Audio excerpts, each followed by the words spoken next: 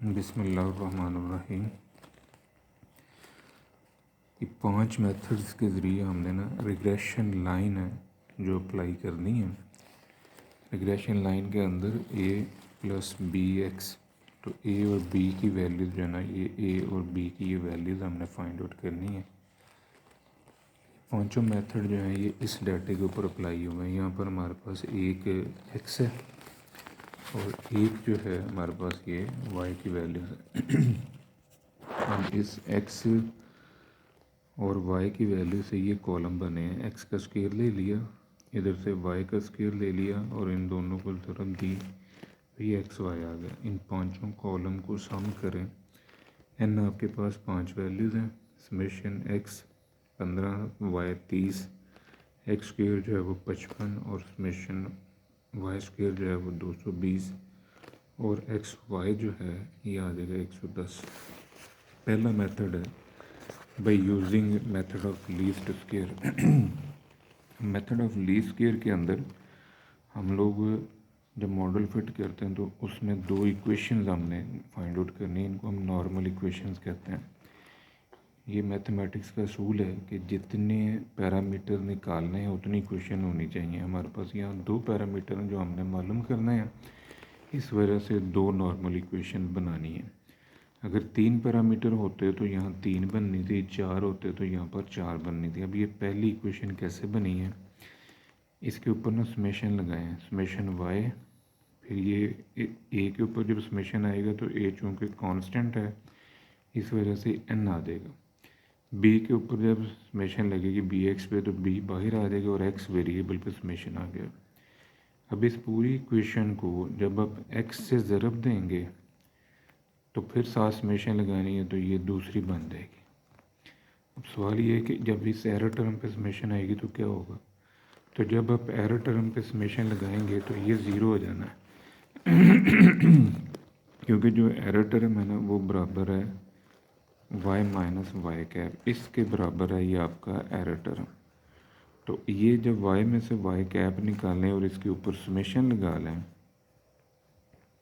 तो इसका जो आंसर है या तो ये ज़ीरो होता है तो या फिर ये अप्रोक्सीमेटली ज़ीरो होता है। ये रूल है।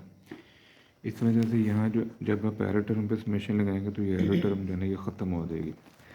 अब आपने क्या करना है कि ये जो 2 इक्वेशंस बनाई हैं और ये जो सम आपने लिए हैं, इन सारे सम्स को आपने इन दोनों इक्वेशन के अंदर जो है ना वो ऐड करना है। ये 2 इक्वेशन में वैल्यूज रख ली। अब इन दोनों इक्वेशन को आपने सॉल्व करना है। ये 6ठी 7वीं का मैथ है।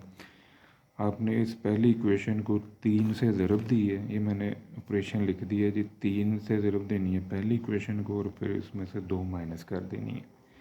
तो पहली इक्वेशन को 3 से ज़रब दे के लिखा तो ये 90 आ गया, 15 और 45।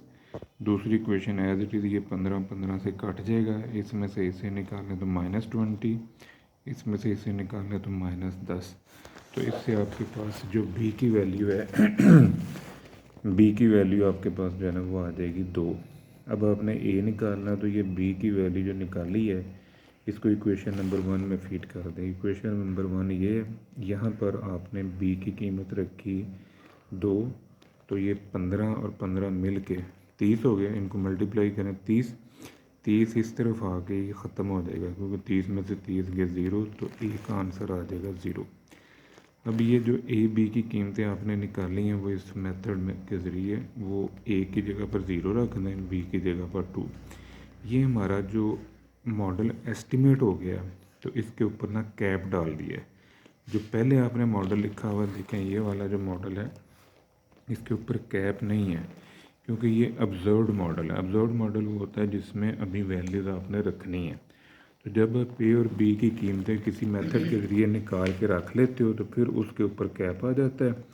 उस मेथड को हम कहते हैं एस्टिमेटेड मॉडल या एस्टिमेटेड लाइन।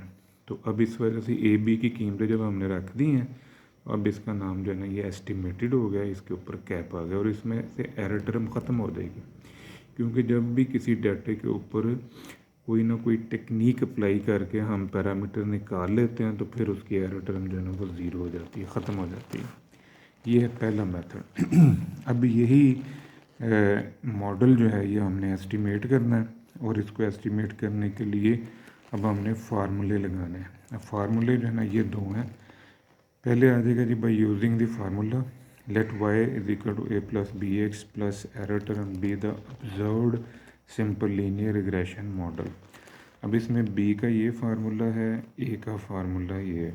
अब इसमें आपने ना कीमतें रखनी है, ये सारी कीमतें आपने यहाँ पर फाइंड आउट की हुई हैं। ये सारे सम जो आपने निकाले हैं ये सारे सम उठाएं और इन सम्स को आप यहाँ पर ले आएँ। फार्मूला लीस्ट जी, ये बाय यूजिंग लीस्ट स्क्वायर आपने ना फार्मूला निकाला इक्वेशन को हल करके। यानी ये जो दो इक्वेशन थी ना, इन दोनों इक्वेशन को हल करके तो फिर आपके पास ये फार्मूला दो बने। अब इसमें कीमतें रखें, n की जगह पर 5 आ गया, x y की जगह पर 110, x और y ये 15 है, ये 30 है, ये 55 है, ये आपके पास 15, ये कीमतें मैंने इधर रख दी। इसको हल करेंगे तो जवाब आ जाएगा 2। अब ये 2 जो है बी का आंसर है। तो अब ऐसे ही आपने ए का आंसर फाइंड आउट करना है। तो ए की value summation y minus b summation x by n, इस फार्मूले के अंदर आप कीमतें रखें तो ये 0 हो जाएगा। अब देखेंगे ये वही आंसर हैं ए और बी के जो आपने नॉर्मल इक्वेशन को सॉल्व करके निकाला है। तो दोनों मेथड से आपका आंसर जो है वो सेम आया है। टोटल हमने 5 मेथड करना है। अब पांचों मेथड से आपके आंसर जो है ना वो सेम आएंगे। अब ये ध्यान में रखें कि एक ही डाटे के ऊपर जब आप 5 मेथड अप्लाई करते हो तो पेपर में पांचों नहीं वो मांगेगा। पेपर में आपसे वो 1 मांगेगा, 2 मांगेगा या फिर वो 3 मांग सकता है। और वो पेपर में ना मेंशन करेगा कि जी फ़लाँ मेथड लगाएं। अगर वो मेंशन नहीं करता, सिंपल लिखता है जी सिंपल लीनियर रिग्रेशन मॉडल निकालें, तो फिर आपकी मर्ज़ी है, आप पांचों में से जो मर्ज़ी टेक्निक अप्लाई कर। अगर वो लीस्ट स्क्वायर बोले तो इन दोनों में से लीस्ट स्क्वायर बोले तो आप ये दोनों अप्लाई कर सकते हैं। दोनों ठीक है। आप चाहे लाइन वाले से हल कर लें तब भी ठीक है, आप फार्मूला लगा के कर लें तब भी ठीक है, ये दोनों एक ही हैं। नेक्स्ट है जी हमारे पास अभी ये तीसरा मेथड है, इसको हम कहते हैं डेविएशन फॉर्म, डेविएशन मेथड। अब डेविएशन में क्या है, डेविएशन मेथड के अंदर आपने ये जो कैपिटल लेटर हैं इनको स्मॉल लेटर में शिफ्ट किया। स्मॉल लेटर जो है ये आपका y में से अगर आपने y बार निकाल लिया तो ये छोटा y हो जाएगा, और x में से अगर आपने x बार निकाल लिया तो ये छोटा x। देखें y माइनस वाई बार, इसका नाम स्मॉल y है, capital X minus capital X बार ये स्मॉल x। अब आपका जो फार्मूला है वो ये बन गया।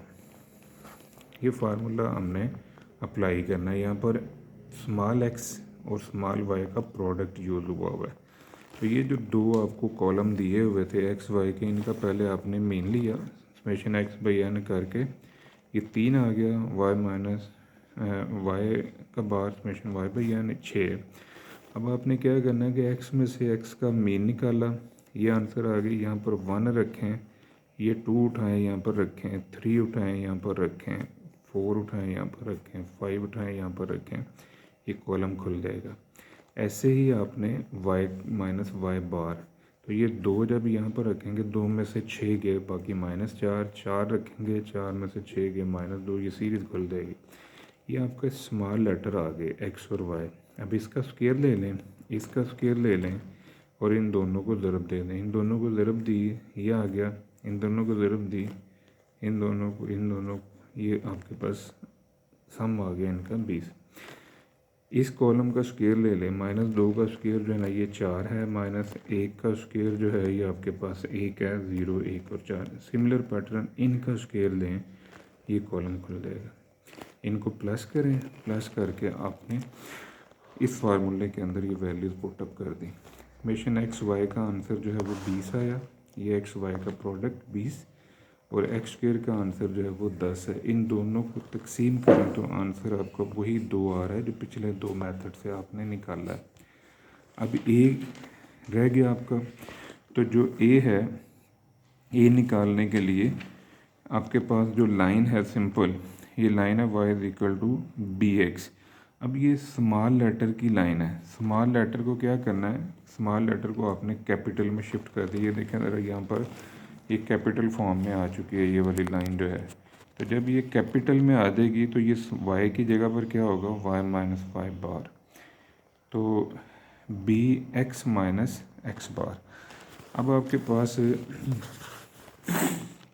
ये जो बी का आंसर है वो 2 है, एक्स माइनस है, इसको अंदर ज़रूब दे दें, इसको इससे ज़रूब दे दें, इसको इससे ज़रूब दे दें, ये वाई बार का आंसर 6, 2 इंटू एक्स माइनस 3, इसको अंदर ज़रूब दें 2x माइनस 6, ये वाला माइनस 6 इधर आएगा तो ये प्लस हो जाएगा, ये 6 से काट दें तो ये 0 + 2x जो है ना, ये वही आंसर है जो पहले आपने निकाला। अब ये 3 मेथड आपने अप्लाई किए हैं, तीनों से आंसर जो है वो सेम है, तो बाकी के 2 जो हैं वो हम बाद में करेंगे।